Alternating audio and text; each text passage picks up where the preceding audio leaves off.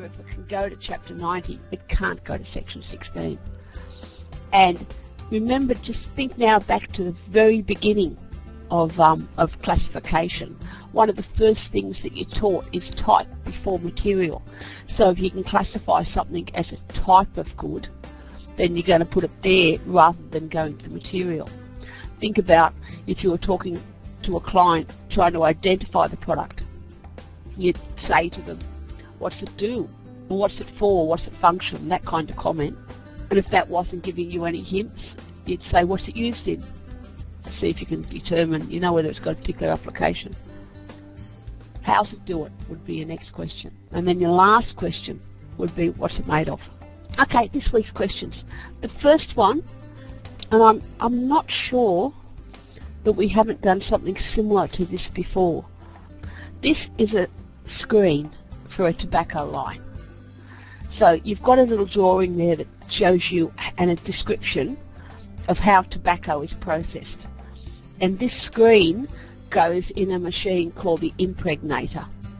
Who wants to start our discussion of it, of the tariff classification of it? Now I want you to think about, to tell me, how you identify the goods, the headings you considered and rejected, legal notes you looked at. What did you think about this? What did you do with this screen? Who'd like to start? Hello everyone, I hope you guys can hear me. Now with this one, I started as first to identification. I identified this as a screen which protects the tobacco to fall out of the machine while it's being condensed. So going according to that, went to section 16 note 2, where it says, because it's part of that machine, so it goes parts which are goods included in any of the headings of chapter 84 and 85 are to be classified within their respective headings. So after reading that note and going through the different headings in chapter 84, I went to well, basically you could either go to 84.19, which is machinery, plant or lab equipment, whether or not electrically heated, if you go all the way down to where it says condensing or cooling.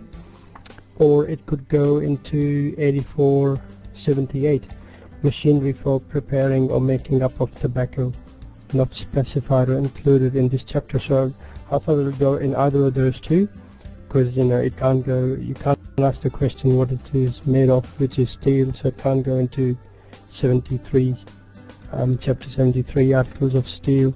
So according to me, 84.19 should be the answer.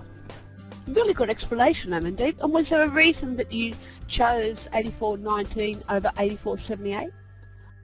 Yes, I knew you were going to ask me that. Hang on, let me just go back. It says, well, 84.70 said machinery for preparing or making of tobacco.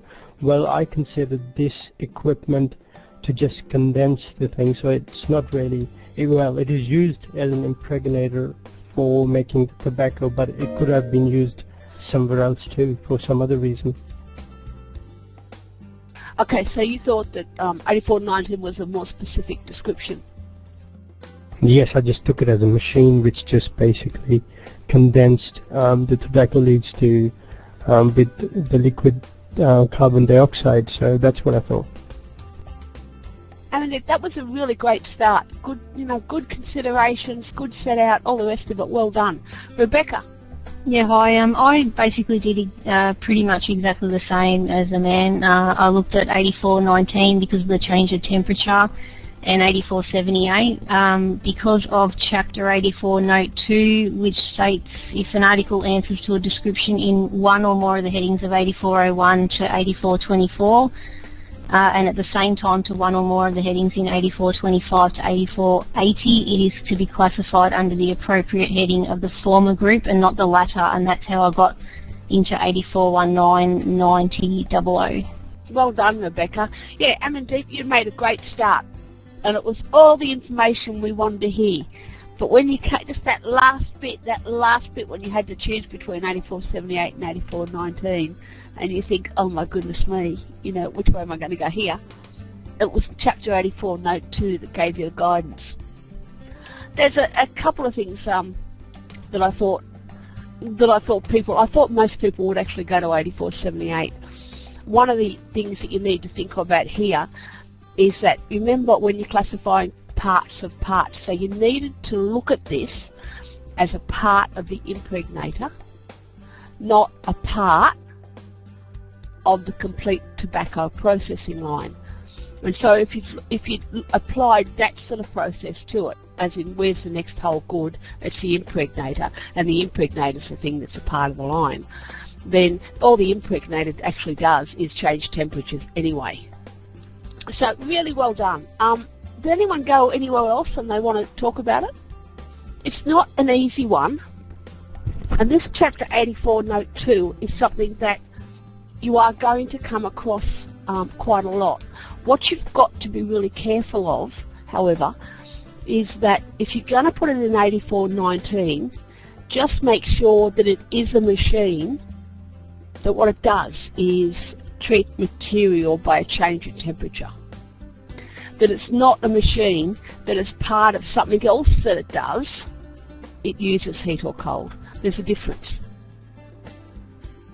Does anyone not understand what I'm saying there? Because that's the only thing really that'll catch you out with 8419 and chapter 84 note 2, that you get confused about a machine that as part of its process uses hot and cold or whatever, and a machine that all it does is hot and cold. Well done. If you ended up in 8419 9000,